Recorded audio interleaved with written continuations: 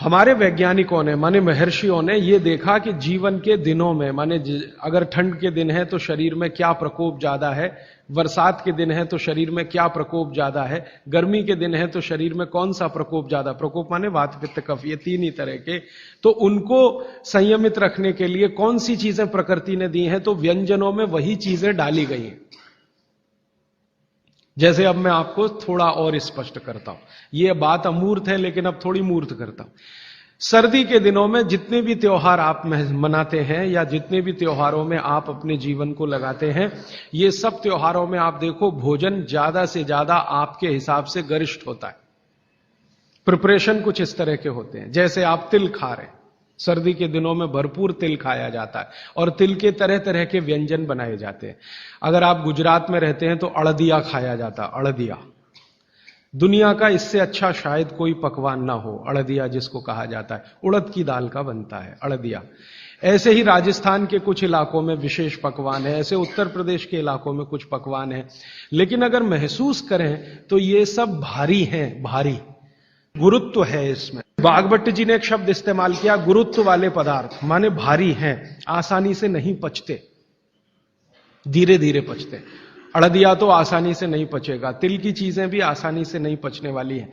लेकिन जिन दिनों में हम ये खा रहे हैं उन दिनों में शरीर के लिए यही अच्छा है कि कोई चीज आसानी से ना पचे, धीरे धीरे पचे, देर में पचे। क्यों?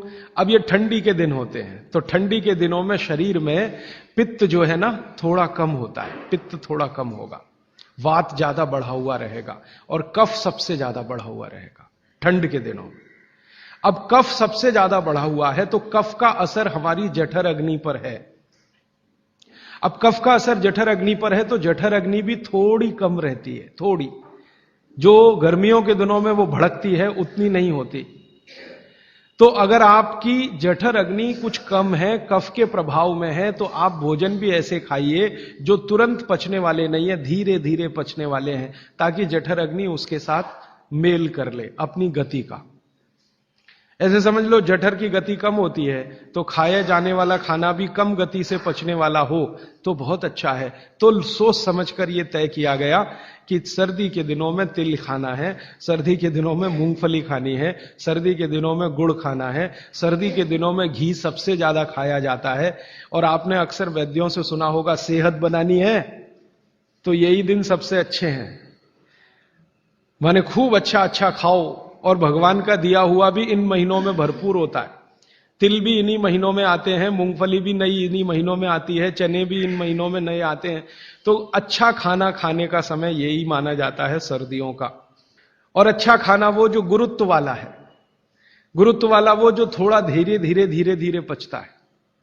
तो कितना बड़ा मेल बिठाकर हमारे लोगों ने हमारे व्यंजनों को त्योहारों के साथ जोड़ा। गर्मी के दिनों में उल्टा होता है, गर्मी के दिनों में आपका पित्त भड़कता है, माने अग्नि तीव्र है, तो आप ऐसा खाना खाओ जो जल्दी हजम हो जाए।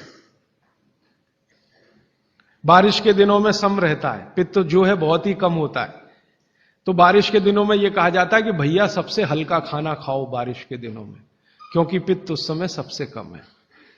और कई बार तो कहते हैं जी एक ही बार खा लो तो अच्छा है बारिश के दिनों में। और जैन समाज वाले तो जानते हैं कि बारिश के दिनों के खाने में बहुत रिस्ट्रिक्शन है। क्यों जी? ऐसा खाना तो आप खा ही नहीं सकते जिसमें पानी बहुत हो, क्योंकि शरीर में ही पानी बहुत होता है उस समय, प्रकृति के हिसाब से शरीर चलता है। तो बारिश के दिनों में अक्सर आपने सुना है जैन साधु संतों के मुंह से कि हरा पत्ती का सब्जी मत खाओ, हरा सब्जियां मत खाओ, ये वगैरह वगैरह। हरे पत्ती की सभी सब्जियां बहुत पानी भरी भरी, पानी शरीर में ही पहले से ज्यादा है क्योंकि बारिश में नमी ज्यादा है, तो आप ज्यादा पानी के शिकार होंगे। ज्यादा पानी भी अच्छा नहीं है, कम पानी भी अच्छा नहीं।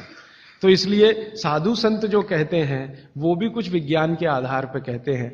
बस अंतर इतना ही है कि हमारे दिमाग में क्यों इतना गहरा घुसा हुआ है कि जब तक क्यों एक्सप्लेन कोई नहीं करता हम ना उसकी बात सुनते हैं ना मानते। तो अपने देश में बागभट्ट जी के अनुसार वात की चिकित्सा जिंदगी भर अच्छी रहे आपकी, तो तेल शुद्ध खाइए, ये एक सूत्र। अब